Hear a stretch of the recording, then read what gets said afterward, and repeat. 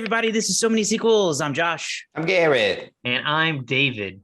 Welcome to the show. Very excited today because we are going to talk about a new Marvel movie, which is always super exciting. This is our second Marvel movie of the year. We talked about Black Widow a while back. Please go check that out on our YouTube channel or back in our podcast feed. But today we're talking about Shang-Chi. Very exciting.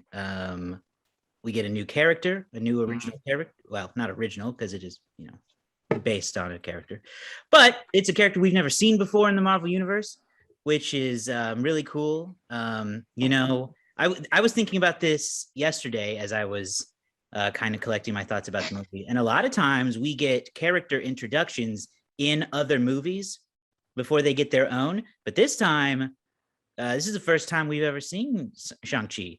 I was thinking about it specifically in comparison to Black Panther, where we actually meet him in, is it Civil War where we meet him for the first time?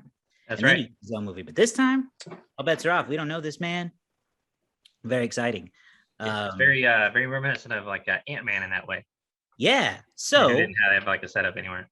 It should go without saying that because this is a Marvel movie, we will be spoiling it, and spoilers are very important to the whole franchise. So I would watch Shang-Chi before you listen to this podcast. 100%. Because it is inevitable that we will ruin it. So let's get started with some opening thoughts on Shang-Chi. I think that it was the best introduction to a new character, at least in my opinion, since I said Black Panther initially, but I do agree that the way that we were introduced to Shang-Chi was a lot different because we hadn't seen him before, and there for a really long time was a habit of Marvel to introduce characters in other movies. And so I wasn't excited about Ant-Man when it happened. The buildup to Ant-Man wasn't exciting, but I walked away really liking the character. I was just skeptical. This time I was excited about it, and I think that he has become one of my favorites. Like right out the gate, looking at who we currently have, I think he has vaulted himself to the top, and this entire franchise, I'm very looking forward to what they have coming forward. I think that he was great. Awkwafina was great. I think the lore was amazing. The story was amazing. The fighting was amazing. I mean, it is genuinely one of the best. And I said this about Black Widow. I think it's also reached a point where I just can't really say bad things about Marvel too much at this point. They're really hitting things well. And I think this really is a step above a lot of the ones that they have been putting out, which is not a knock on the other ones. It's just that this one is that good. Definitely. This was fresh, man. I'll tell you, this felt cool.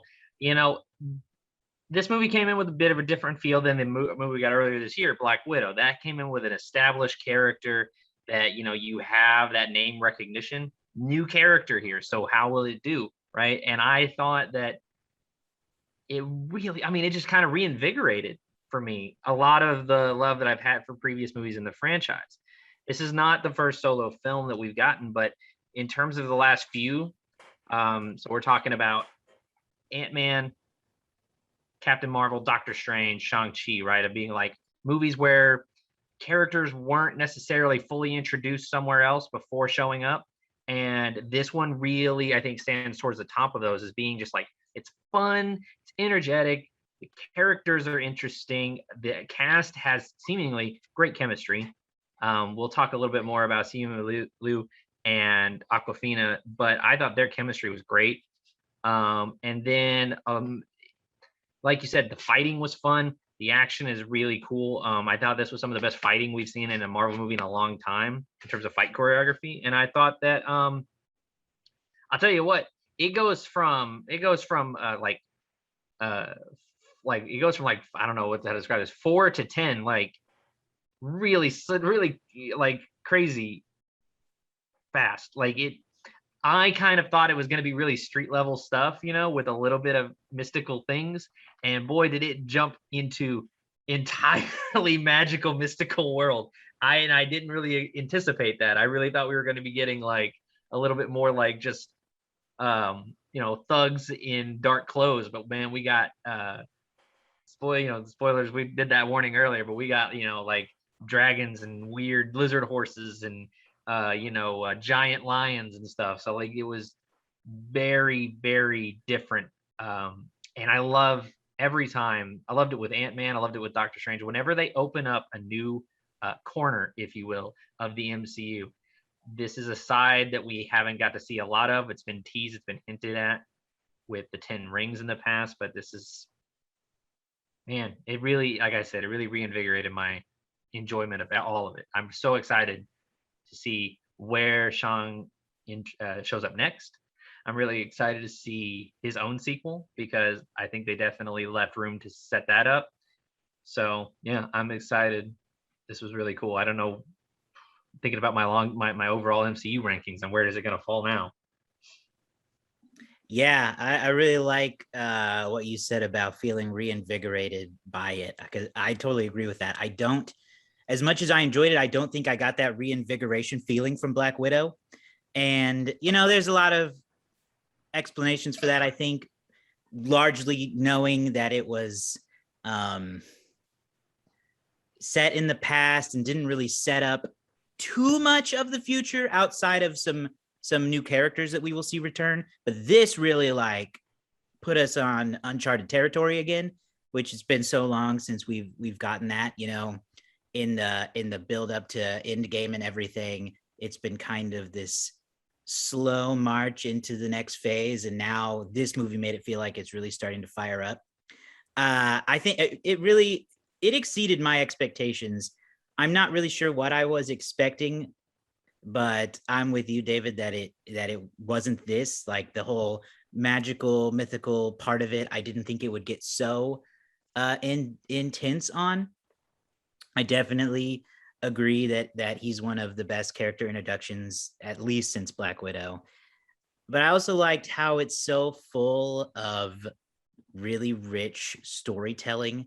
You find out so much about Shang-Chi as a person.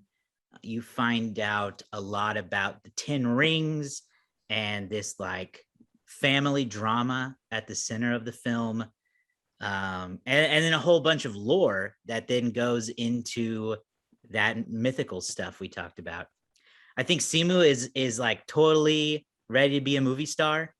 He's super charming. He's funny. And I learned this doing research after watching it, that he has background as a stunt actor.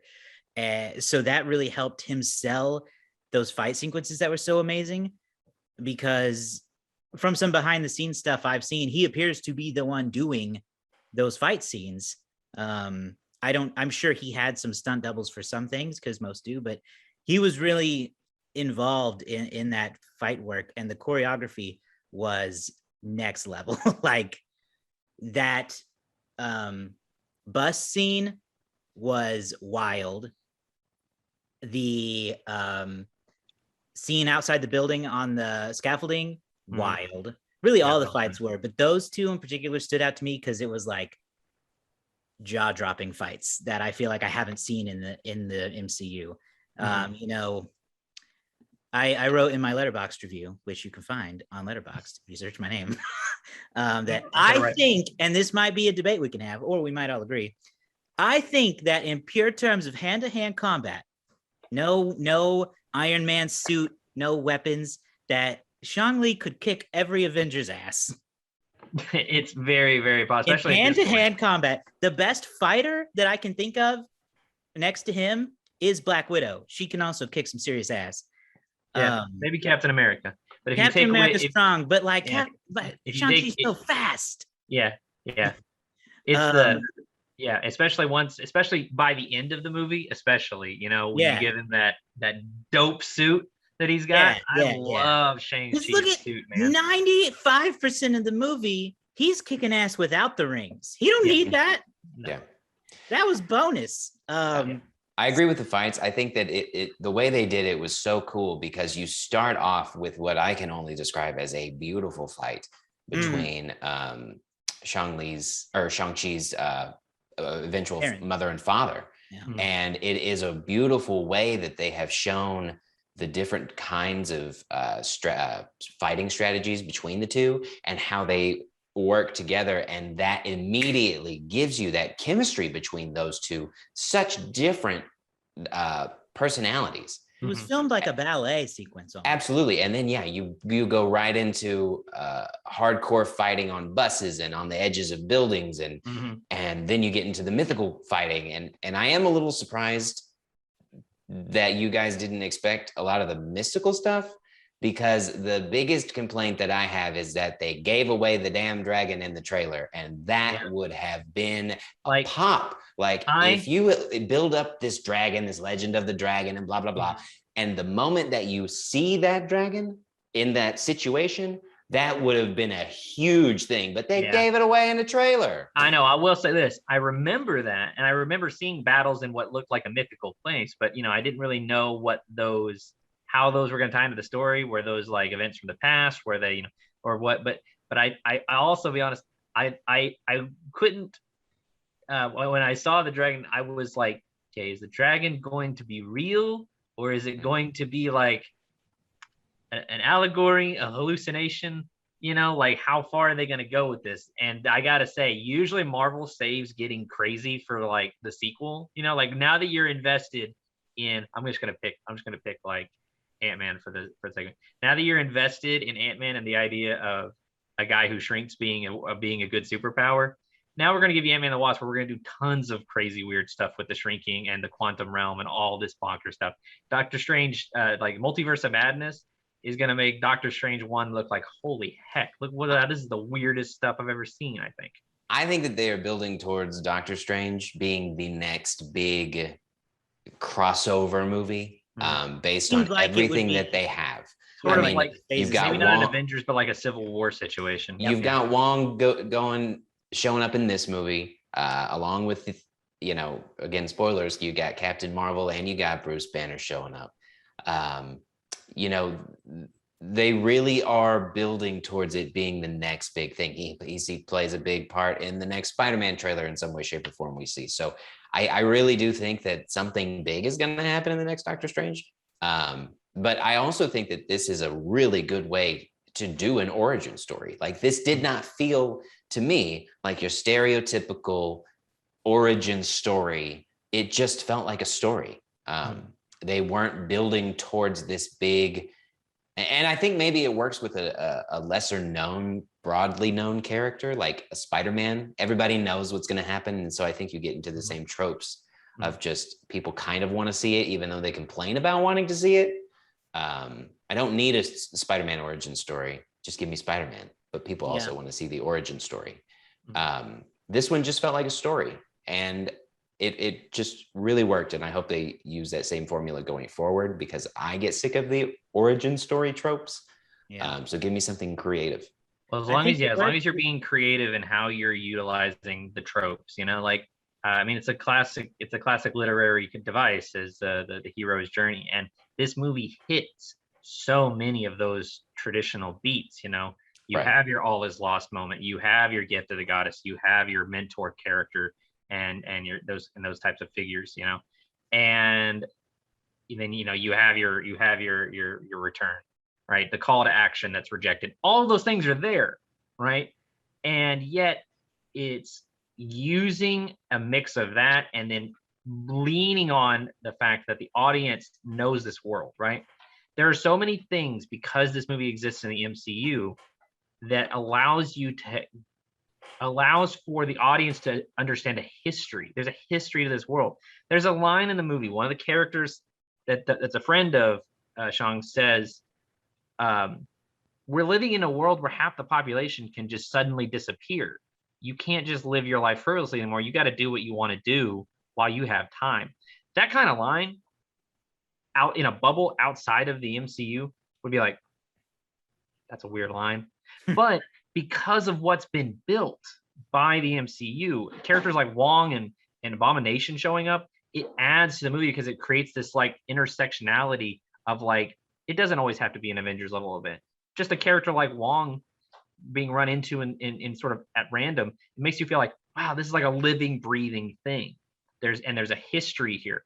Shang-Chi, based on the dates given in the movie, he would have been on the run when Iron Man 3 happened, and when this guy was when Trevor Slattery was claiming to run the 10 rings, so like he would have been in America while that was happening, and is he thinking that's not my dad, or whatever, right? I do want to touch on this though, because Josh, you said the bus fight, and I'm kind of lame. I'm a sucker for a good long ago in a time far away. Those type of openings, I love them every time, and so like them telling the story of how they met and all that, I was like, okay, this is good. But man, that bus fight made me go, holy shit, I am in. This movie is awesome already. It's hooked me. Like, that was so cool. There's a real cool factor with this movie. And I think that is a benefit to Marvel, going back to the origin story type, is you can really connect this to the world that you have built because you've been doing it for so long and you've been doing it for so well, that you can just tell the story and you can just give me enough of a piece to know. And I think that perhaps, and maybe this is a semi-hot take, I think they're near in phase 3 especially, we just got so used to this intertwining of everything. There were standalone movies, but not really.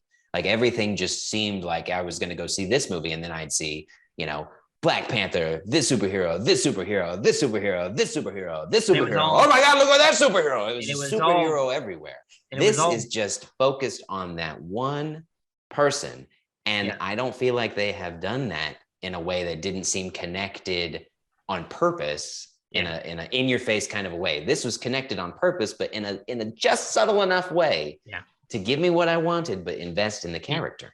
It allowed for his story to happen. And you see little sneaks, little peeks here, but it allowed for his story to happen and then him join the bigger universe.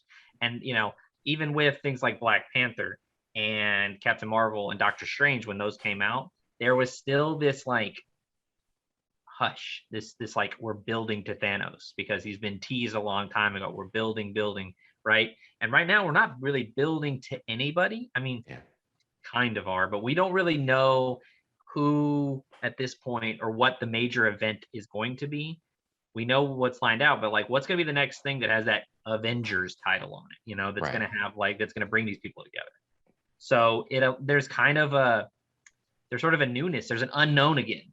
Yeah, like, that's true. Is it gonna be Kang? Is it gonna be something more threatening? The Collector, maybe Benicio del Toro takes over. Are we gonna, the Collector again? Are we gonna see the, are we gonna enter a secret war where, or something like that? Like, there's so much to draw from. Right, you've got the infiltrating bad Avengers that are in some way going to be building towards something. So there are a lot of questions that we don't know, and I think that is what I am enjoying about this refresh is, at this point in time, as much as I love them, I don't necessarily need the next Thor movie. I want it, but I don't necessarily need it because it seems like we're moving towards new, and I'm cool with that. Like, you can still give me the stuff that I love and that I grew up with, but like, I'm really interested to see, where you go from here, because we've spent so much time with this Avengers and Thanos and all of that. Like, I'm really intrigued to see where we go next and who you bring in next.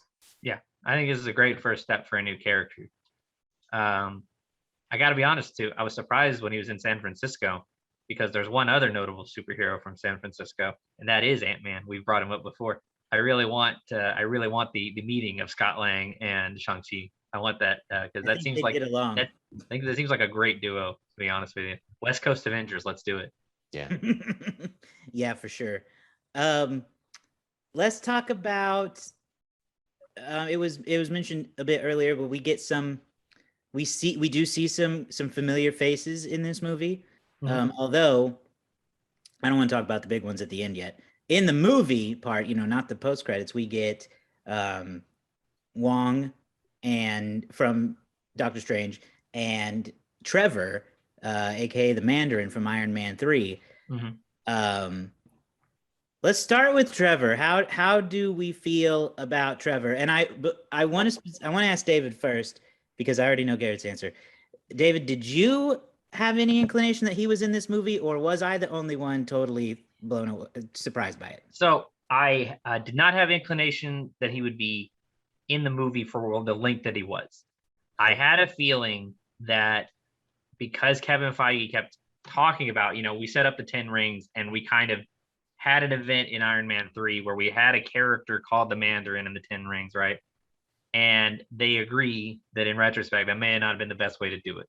And that this was kind of a chance to, in the story, retcon that while at the same time owning up to it. But and so I was like, all it would take, because they did make that short a few years back where Trevor's in prison and he gets kidnapped by the 10 rings.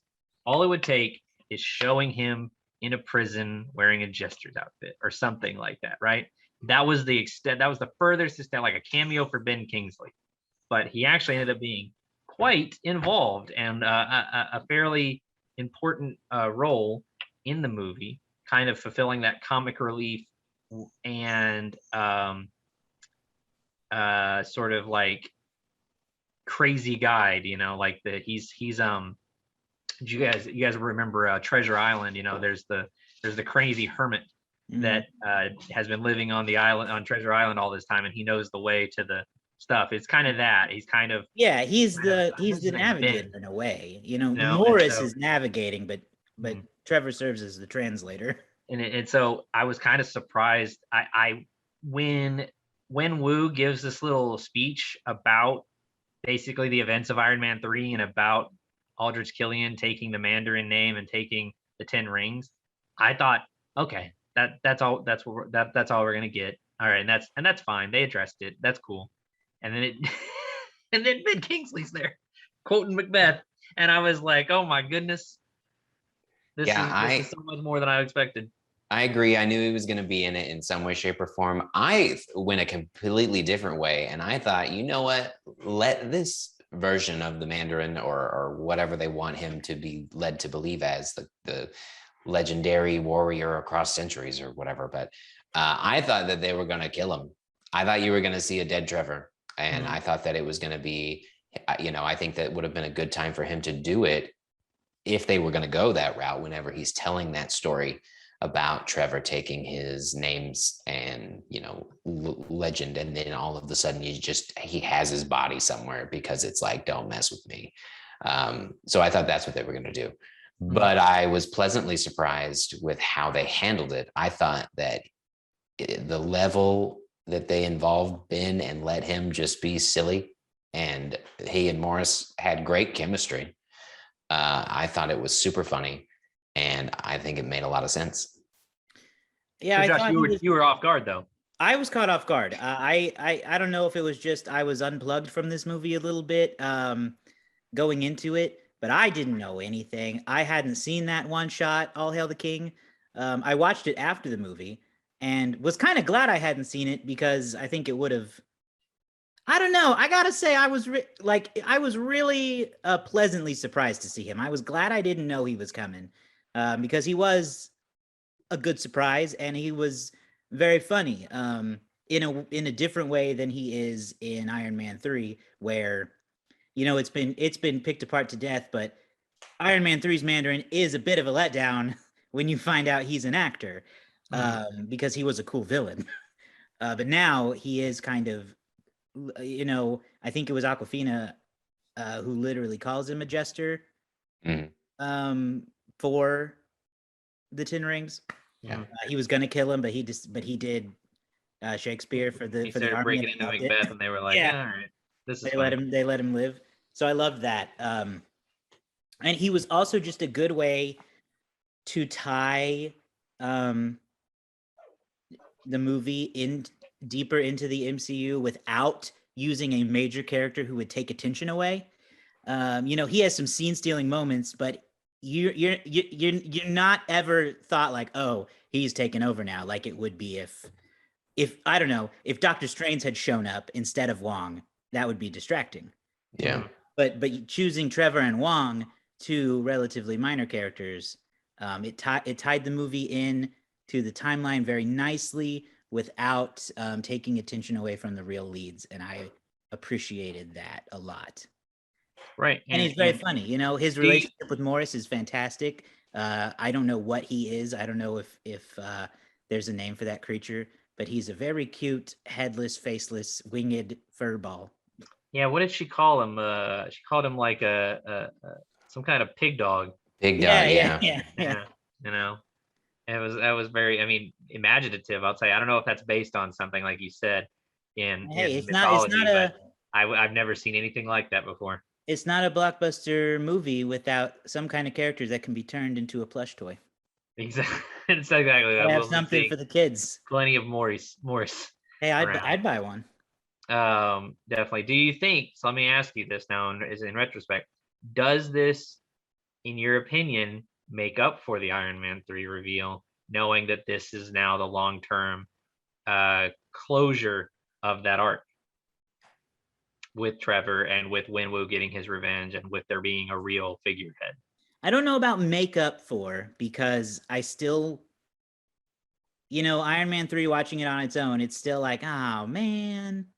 But I think this is the best way to fix that there is, because of the fact that the 10 rings are actually a bit intimidating. Mm. If they weren't, it wouldn't work. But I think showing that there is an actual mastermind helps deal with that a lot. Yeah, definitely. I think it gives the story, makes Yeah. it retconning is always difficult because obviously that wasn't their intention in the moment. Mhm. When they made Iron Man 3, they wanted to the goal was to subvert your expectations. And let's say there are a lot of different things that went into the Iron Man 3 decision, because originally it wasn't supposed to be Guy Pearce, right? I think we talked about that when we did the Iron Man franchise, but which, by the way, go watch our Iron Man podcasts. We did those a few years back. But I think this kind of works a little bit when you have this, you have that little one shot, you have this, it kind of gives you a through line for the closure of that story that maybe isn't overly satisfying, but I feel like for anybody who starts later now, unlike us, like for my son, 10 years from now, Mm-hmm. it'll seem like that was always the plan.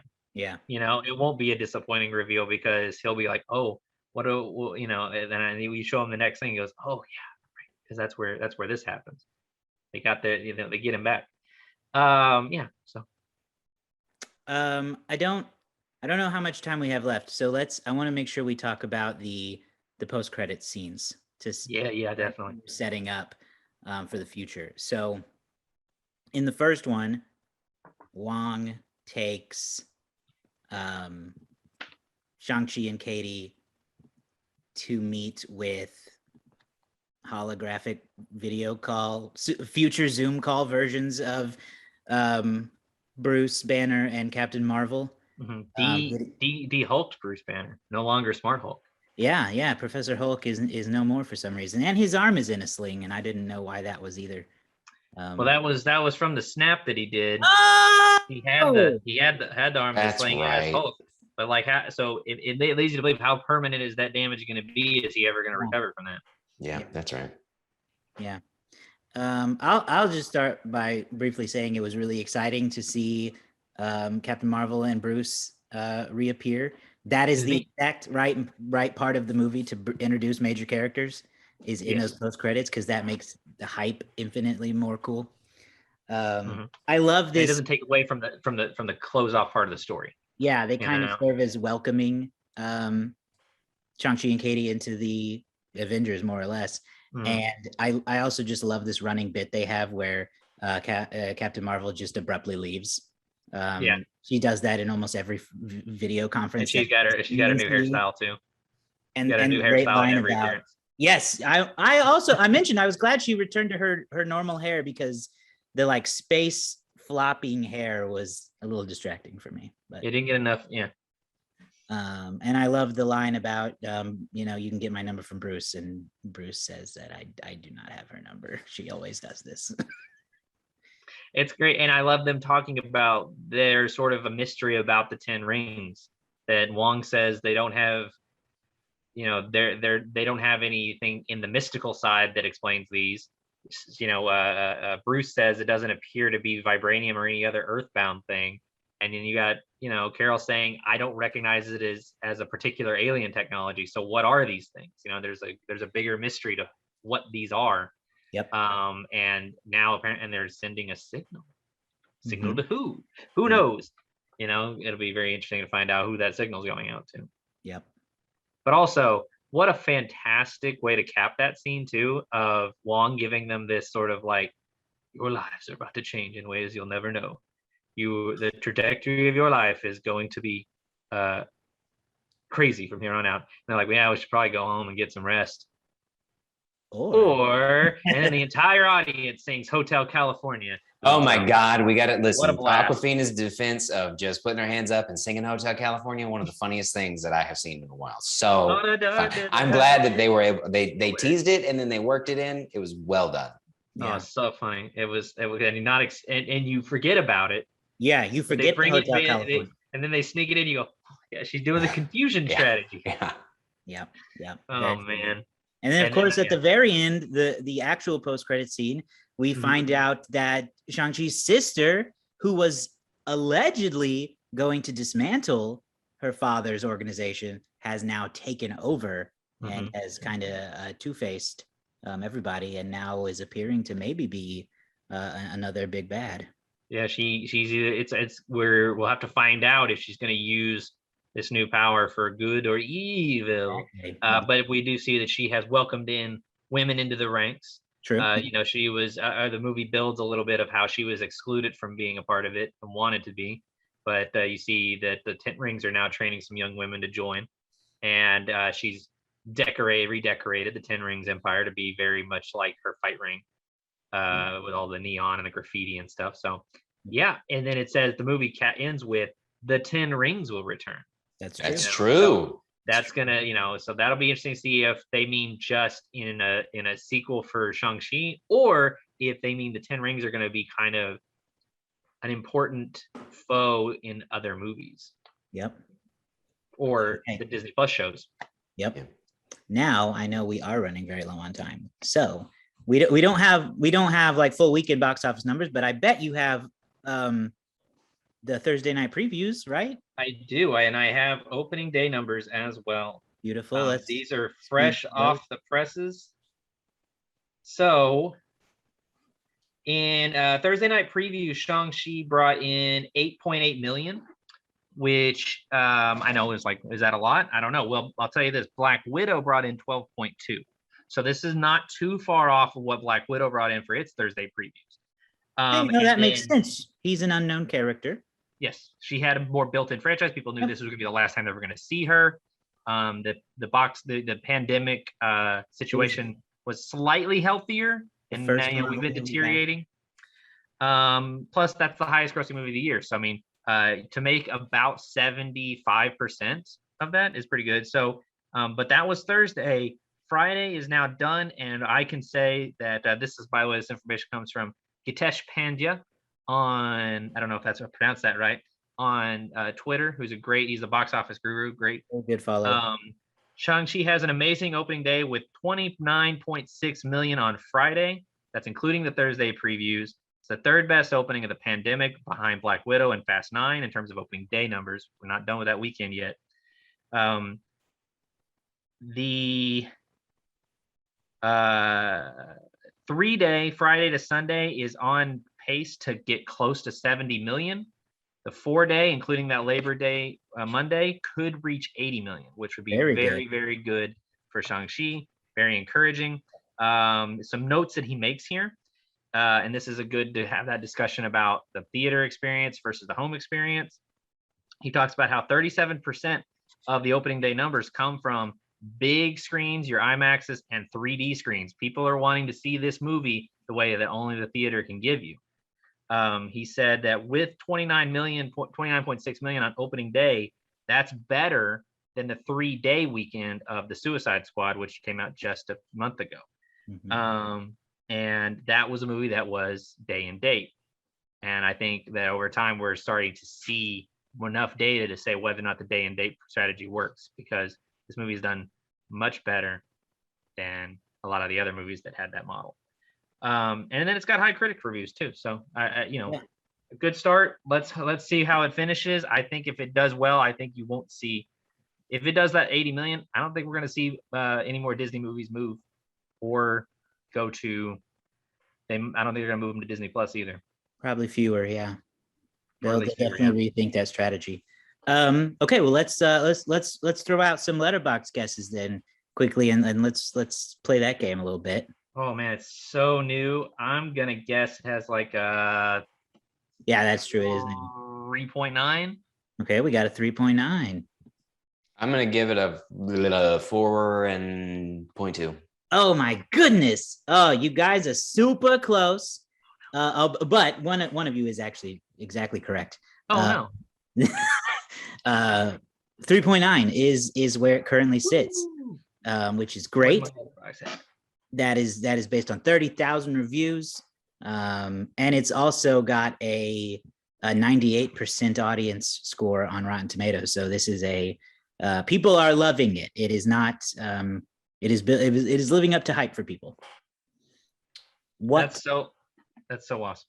It is awesome, and it's great to see. And I wish them all the success because he's a great character. It was a great movie. It's awesome to see an Asian superhero, which we did not talk about in the show, but that is also very important. Part 2. We need a part 2. Yes, representation. Representation matters, and there's no arguing that. So, I'm very happy to see that. What are our scores, though? 4.5 only because they put the damn dragon in the trailer. 4.5 is it. I will also say 4.5, but because of one, I'm going to sneak in a nitpick. They give him this awesome suit. They show you the suit laying in a pile, right? It's all folded up, right? And so you're waiting for him to put it on. Here comes the big hero shot of the suit. The first time we see him in the suit, he's trotting up to the line. No pomp, no circumstance. It should have been him stepping out from behind a curtain. You ready? And he comes up behind the curtain. Camera slowly pans up.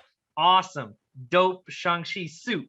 And we would like, let's do this, right? But no, what is it? They go, Shang, are you ready? He goes, yeah, I'm ready. Like, that's the first shot. 4 out of 5, 4.5. That is an interesting nitpick I never thought about, but it doesn't bother me too much. I don't remember the dragon in the trailers, so I got to still be surprised. So it's a 5. I'm giving it 5. Well, a full 5 stars, awesome.